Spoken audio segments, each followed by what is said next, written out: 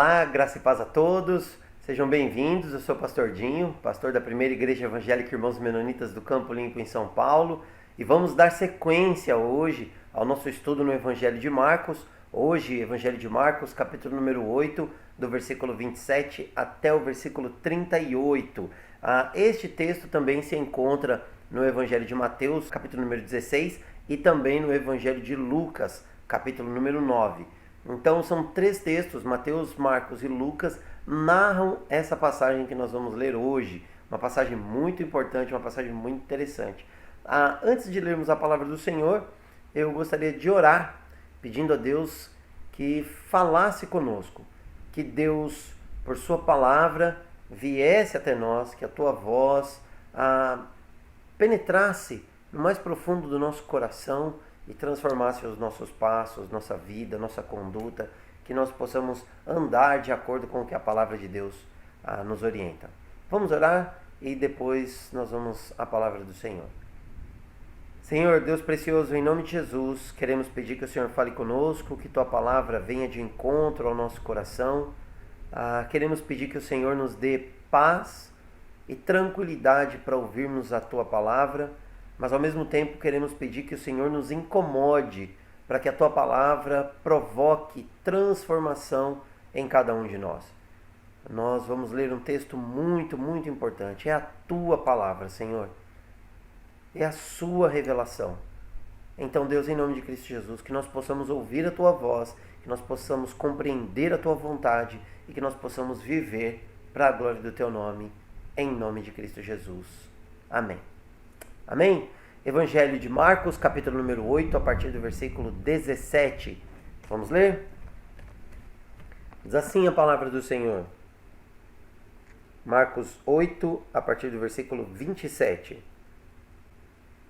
Jesus e seus discípulos dirigiram-se para os povoados nas proximidades de Cesareia de Filipe. No caminho, ele lhes perguntou: quem o povo diz que eu sou? Eles responderam: alguns dizem que és João Batista, outros Elias, e ainda outros, um dos profetas. E vocês? Perguntou ele. Quem vocês dizem que eu sou? Pedro respondeu: tu és o Cristo. Jesus os advertiu que não falassem a ninguém a seu respeito. Versículo 31. Então, ele começou a ensinar-lhes que era necessário que o Filho do Homem sofresse muitas coisas e fosse rejeitado pelos líderes religiosos, pelos chefes dos sacerdotes e pelos mestres da lei, fosse morto e 3 dias depois ressuscitasse. Ele falou claramente a esse respeito. Então, Pedro, chamando-o à parte, começou a repreendê-lo. Jesus, porém, voltou-se, olhou para os seus discípulos e repreendeu Pedro, dizendo: para trás de mim, Satanás, porque você não pensa nas coisas de Deus, mas nas coisas dos homens. Então, ele chamou a multidão e os discípulos e disse: se alguém quiser acompanhar-me, negue-se a si mesmo, tome a sua cruz e siga-me. Pois quem quiser salvar a sua vida, a perderá, mas quem perder a vida por minha causa e pelo Evangelho, a salvará. Pois que adianta o homem ganhar o mundo inteiro e perder a sua alma? Ou o que o homem poderia dar em troca de sua alma? Se alguém se envergonhar de mim, das minhas palavras, nesta geração adúltera e pecadora, o Filho do Homem se envergonhará dele quando vier na glória de seu Pai com os santos anjos. Amém, amém, amém. Graças a Deus. Palavra poderosa. Deixa eu fazer uma perguntinha para você. Você já levou uma bronca? Uma bronca? Já foi repreendido de maneira assim forte, veemente, por alguém muito querido? Talvez se você é mais velho e você vai olhar para a sua história, para os seus pais, você vai dizer assim: puxa, com certeza, já fui muito repreendido, já fui muito exortado, já tomei muitas broncas. Na minha época eu não podia nem olhar torto, a passar entre meu pai que estivesse conversando com uma visita que depois já sabia que ia ter. Talvez você foi criado por pais muito rigorosos Talvez você tenha sofrido muito, levado várias broncas por coisas bem tolas, bem pequenas. Mas tem algumas broncas que você se lembra também que você levou, que elas foram merecidas, não é? Foram merecidas. Alguma mancada, algum erro que você cometeu, alguma coisa grave que você fez, que você sabe que você realmente mereceu aquela bronca. Mas talvez não, talvez você seja um jovenzinho aí, um adolescente, um pré-adolescente. Talvez você tenha uma mãe super bacana, muito legal, muito liberal, um pai bem tranquilo. Talvez sua criação seja bem diferente. As pessoas são diferentes hoje. Esta geração é uma geração diferente.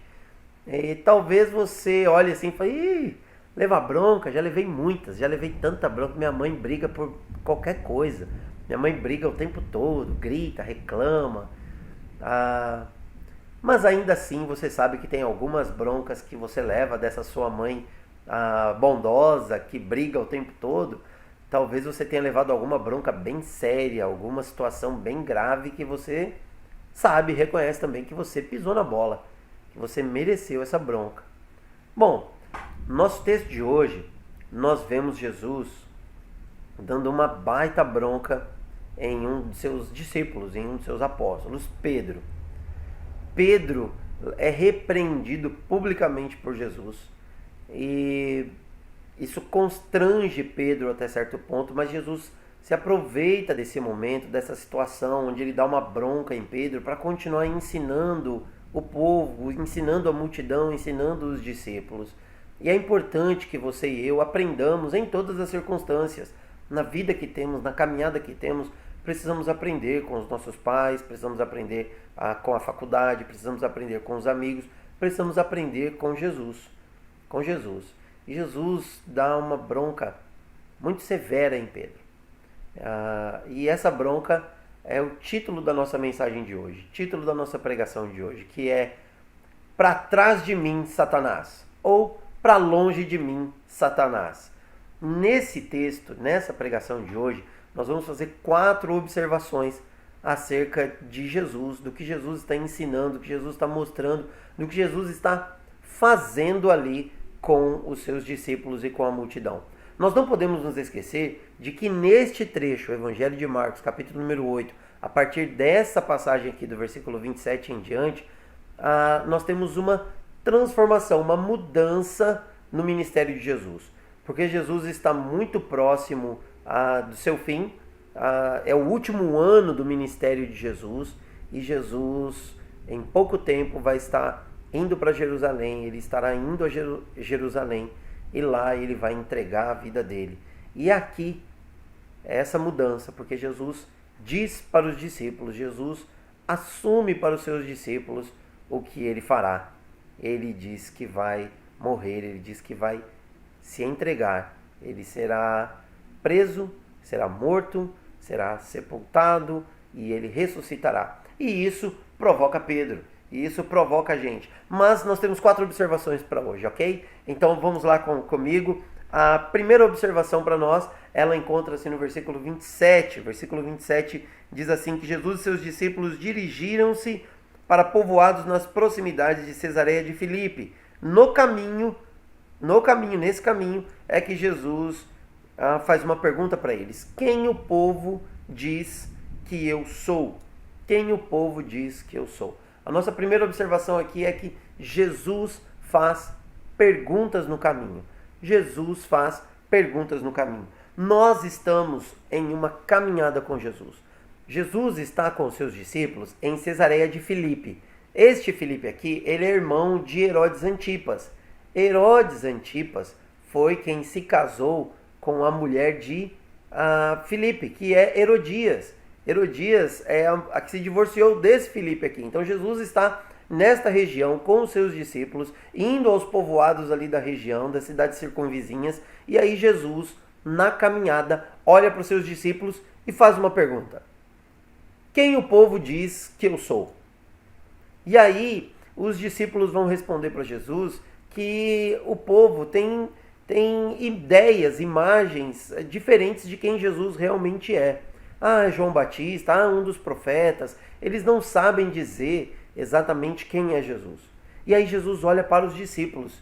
E Jesus pergunta para os discípulos, Mas e vocês?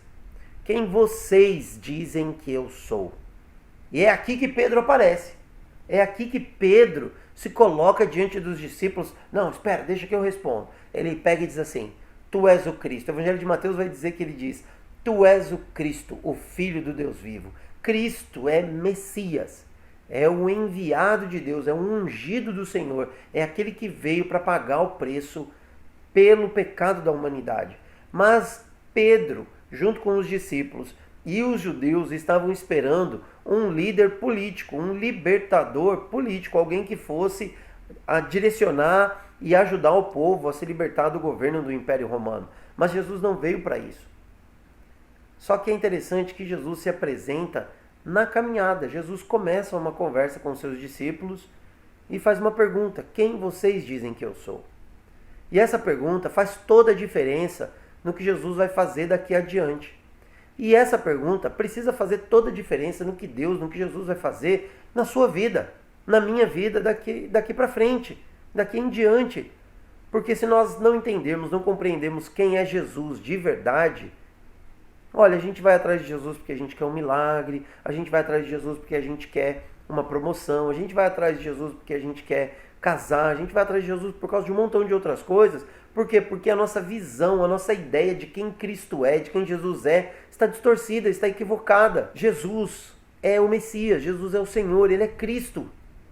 Ele veio para pagar pelos nossos pecados. E se você não entender, se nós não entendermos que Jesus é o Cristo de Deus, é o Messias, o Salvador da humanidade, todo o resto está comprometido.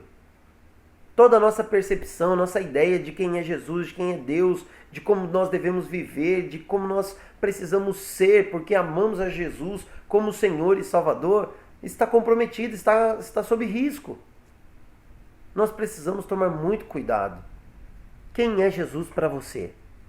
Pedro, quando diz isso para Jesus, Jesus fica muito feliz e diz que Pedro ele foi abençoado, que Pedro foi agraciado por Deus, porque quem revelou isso para ele foi o próprio Deus. É isso que está lá em Mateus, capítulo número 16. Então, olha só, Deus precisa se revelar a você para que você entenda que Jesus é o Cristo. E Jesus vai fazer perguntas para você nessa caminhada. Se você é discípulo de Jesus, se você anda com Jesus, caminha com Jesus, vive com Jesus, uma hora ou outra Jesus vai começar a te fazer perguntas. Porque Jesus quer saber como você o vê, o que você entende, o que você pensa dele, para que você possa compreender os próximos passos daquilo que ele quer fazer na sua vida, na história da sua família. Por isso, prepare-se, porque Jesus faz perguntas no caminho. Foi o que Jesus fez aqui com os discípulos. A resposta de Pedro foi fantástica. O povo não sabia quem era Jesus, mas os discípulos sabem quem Jesus é. E Pedro confessa isso.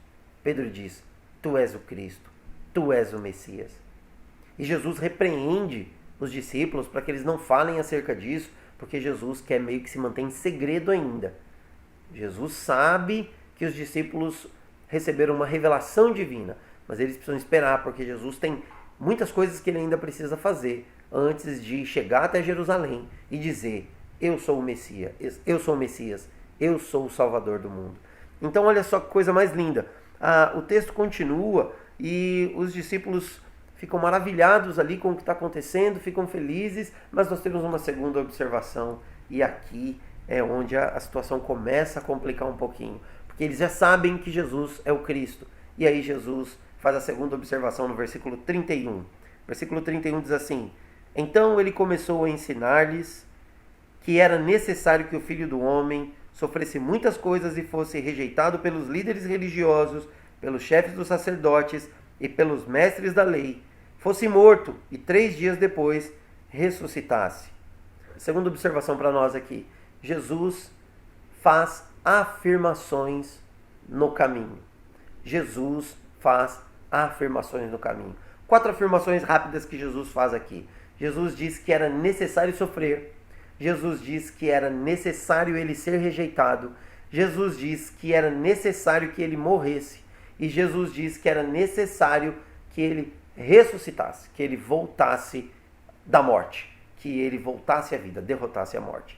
Olha só, Jesus fala de sofrimento, fala de rejeição, fala de morte, fala de ressurreição. Quando nós olhamos para a vida de Jesus, nós ficamos maravilhados com tudo que Jesus fez. Mas quando nós vemos o sofrimento que Cristo teve que enfrentar, conforme já tinha profetizado o profeta Isaías, lá no capítulo 53, nós vemos como foi complicado, como foi difícil a vida de Jesus. Mas Jesus faz essas afirmações porque Jesus, ele é verdadeiro. Jesus não esconde as coisas de nós.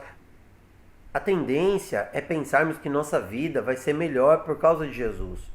Ela será melhor porque Jesus vai nos mostrar, vai nos ensinar como nós devemos nos comportar no casamento, como nós devemos nos comportar no tratar com os filhos, como nós temos que lidar com os nossos negócios, como nós administramos as nossas finanças. Tudo isso vai melhorar porque Jesus vai nos ensinar e nós vamos viver da maneira que agrada a Deus, ao Senhor. Mas vai ser muito difícil porque nós vamos sofrer demais. Nós vamos passar por perseguição, nós vamos ser caluniados, nós vamos ser taxados de idiotas às vezes. Por quê? Porque nós temos que perdoar, porque nós temos que amar, porque nós temos que ajudar o próximo. E o mundo não ensina isso, mas Jesus ensina. A palavra dele ensina. Só que quando a gente vê e descobre na palavra de Deus que nós vamos sofrer perseguição, que o Espírito Santo vem para nos encher de poder, para que nós tenhamos coragem de morrer por amor a Cristo Jesus. Quando nós entendemos que a vida maravilhosa que nos aguarda não é aqui, é lá na eternidade, todas essas coisas nos assustam, mas nós precisamos saber que Jesus, ele faz essas revelações na nossa caminhada, na caminhada conosco, através de sua palavra, porque ele não mente para nós. Jesus não engana os seus discípulos.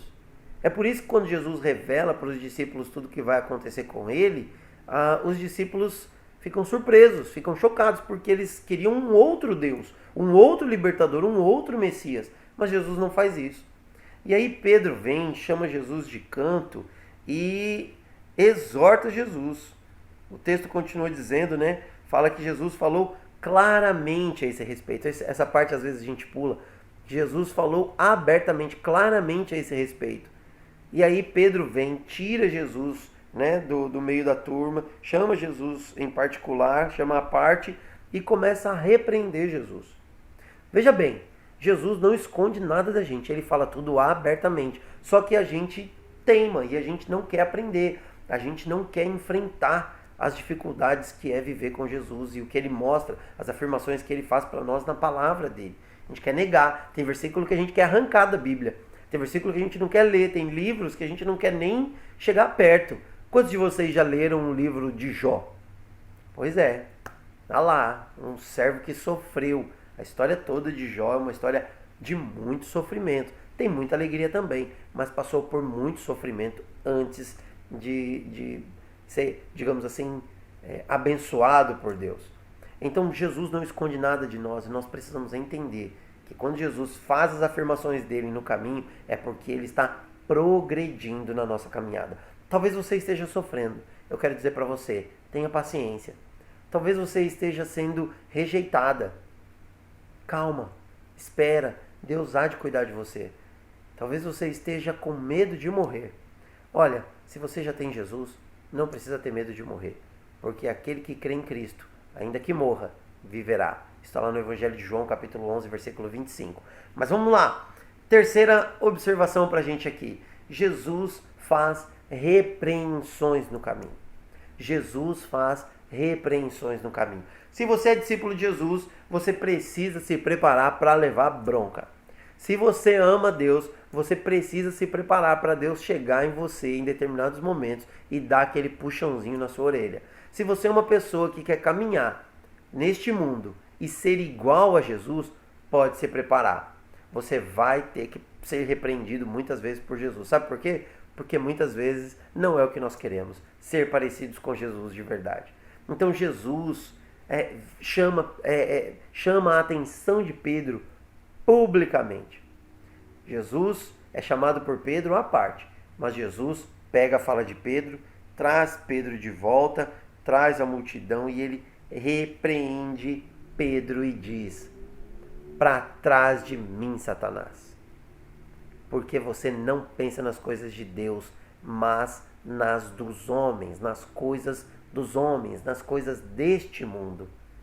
Pedro é repreendido porque ele não havia entendido o que Jesus estava ensinando. E é este Pedro que está sendo repreendido aqui, que agora há pouco disse: tu és o Cristo, o Filho do Deus vivo. Ora, pergunto eu a você, será que Pedro estava endemoniado? Será que era o diabo falando através da boca de Pedro? Será que um discípulo, um apóstolo de Jesus, uma pessoa chamada por Jesus, estava possuída por um demônio? Algumas correntes teológicas, algumas igrejas defendem a doutrina de que um cristão, de que um crente pode ficar endemoniado, pode ser possuído por um espírito imundo. E um dos textos que eles usam para apoiar, para defender essa teoria é esse aqui. Mas veja bem, durante todo o estudo do Evangelho de Marcos, me diga, teve algum texto que Jesus encontrou uma pessoa endemoniada e não repreendeu o demônio e mandou o demônio embora? Tem algum outro texto, em algum outro evangelho, em que Jesus teve um encontro com alguma pessoa possuída por demônio e que Jesus não repreendeu o demônio e não expulsou o demônio? Quando Jesus foi tentado pelo próprio Satanás, Jesus também não deu a ordem para que ele fosse embora? Ué, então esse texto aqui é óbvio que Pedro não está possuído por um demônio. Se ele estivesse possuído por um demônio, ele teria repreendido esse demônio e expulsado o demônio, libertado Pedro dessa escravidão, dessa possessão demoníaca e começado uma restauração na vida de Pedro. Não é isso que está acontecendo aqui. Nós temos que entender que muitas vezes nós confessamos a Deus, chamamos Jesus de Senhor, entendemos que Ele é o nosso Salvador, mas em muitos momentos a gente dá umas belas mancadas. Nós falamos coisas que não têm absolutamente nada a ver com o que foi revelado na palavra, com coisas que Cristo já nos falou abertamente, coisas que Deus está trabalhando no nosso caráter há muito tempo.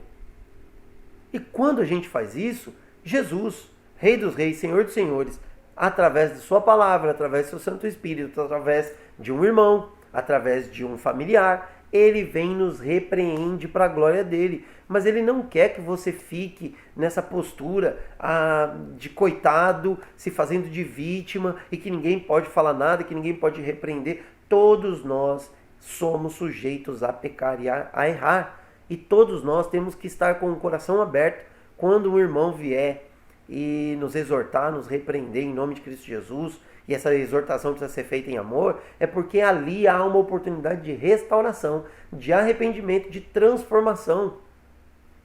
É óbvio que nós não podemos e não devemos chamar as pessoas de diabo, mas tem alguns irmãos que fazem algumas coisas que eu vou confessar para você, querido e minha querida.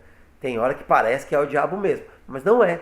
Somos nós, pecadores miseráveis que somos. Precisamos nos arrepender, pedir perdão ao Senhor e sermos transformados. Essas repreensões, essas exortações feitas por Jesus, elas servem para nos melhorar, para nos transformar, para que nós sejamos cada vez mais parecidos com Jesus.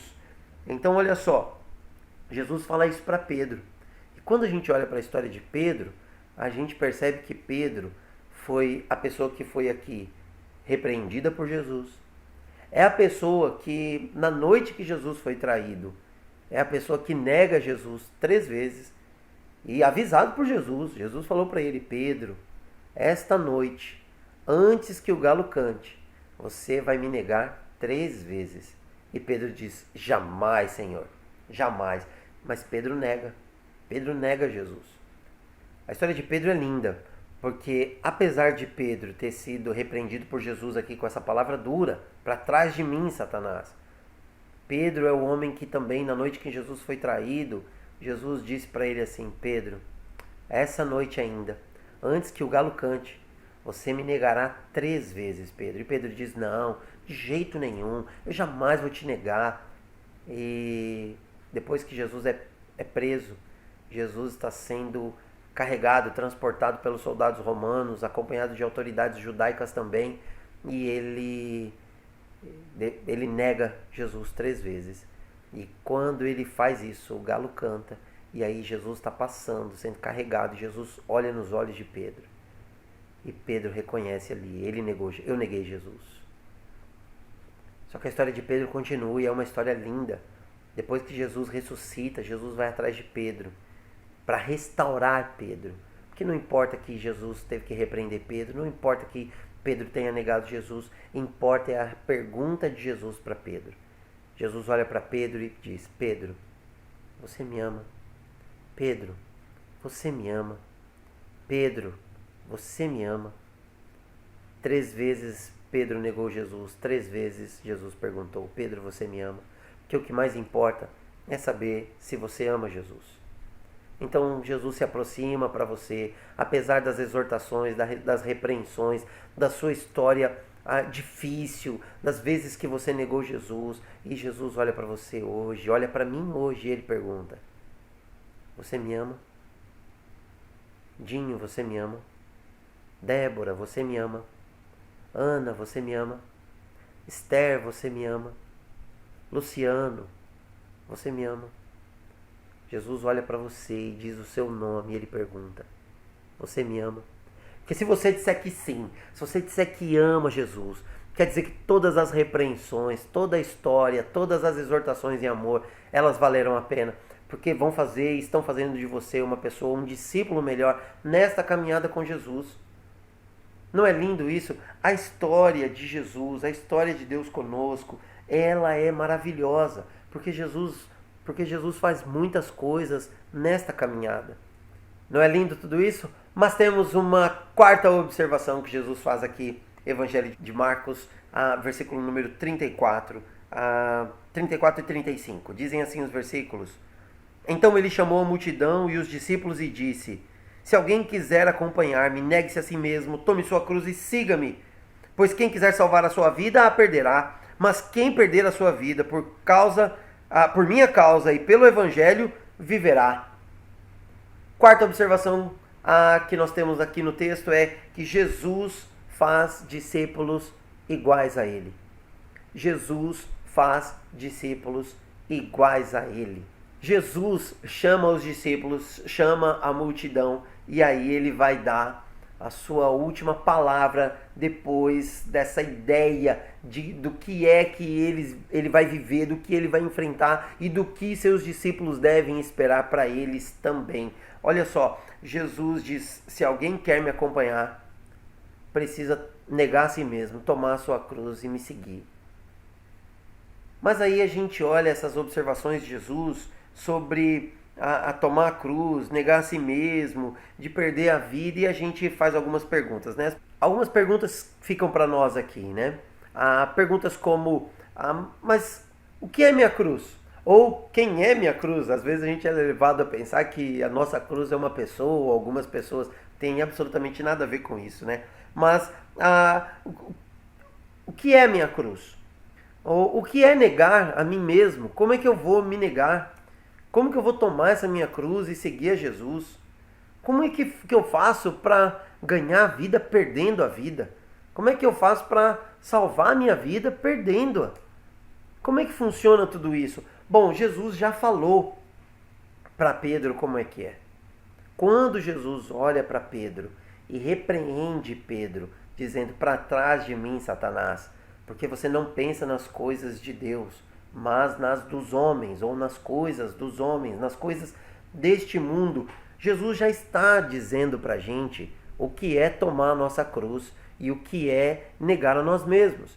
Jesus está dizendo que para alcançar a vida, para ser um discípulo de Jesus, da maneira radical, da maneira como Deus espera que nós sejamos, nós precisamos pensar primeiro nas coisas do alto.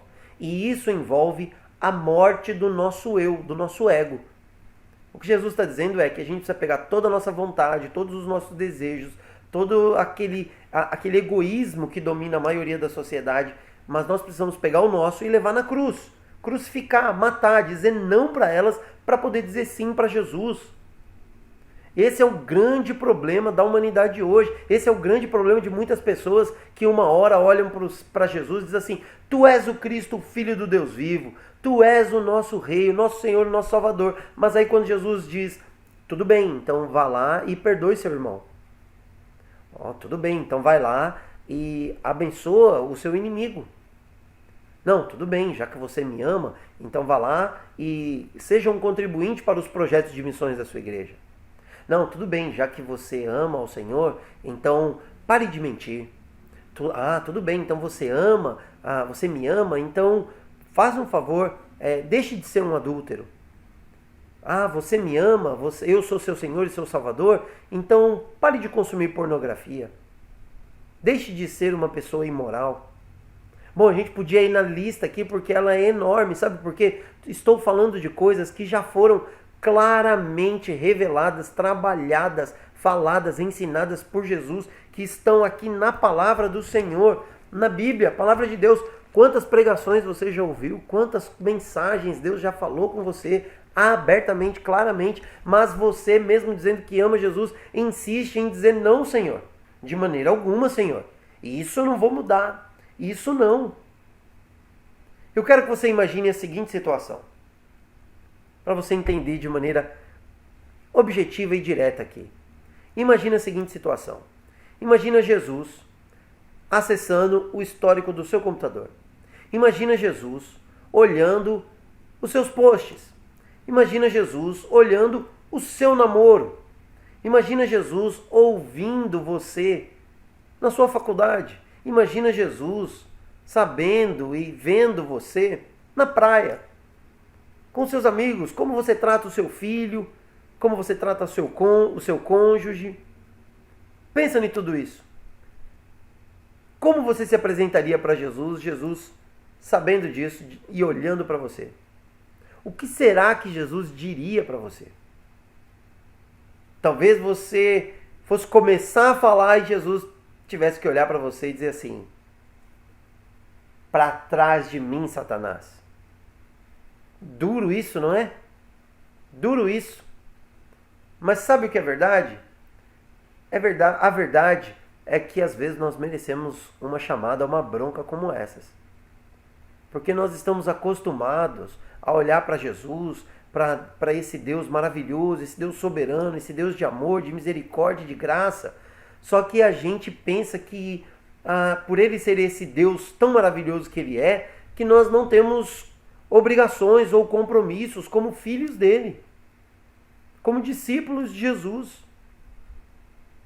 E a palavra de Jesus encerra essa conversa com os discípulos e com a multidão de uma maneira muito pesada. Olha o que Jesus diz: se alguém se envergonhar de mim e das minhas palavras nesta geração adúltera e pecadora, o Filho do Homem se envergonhará dele quando vier na glória de seu Pai com os seus santos anjos.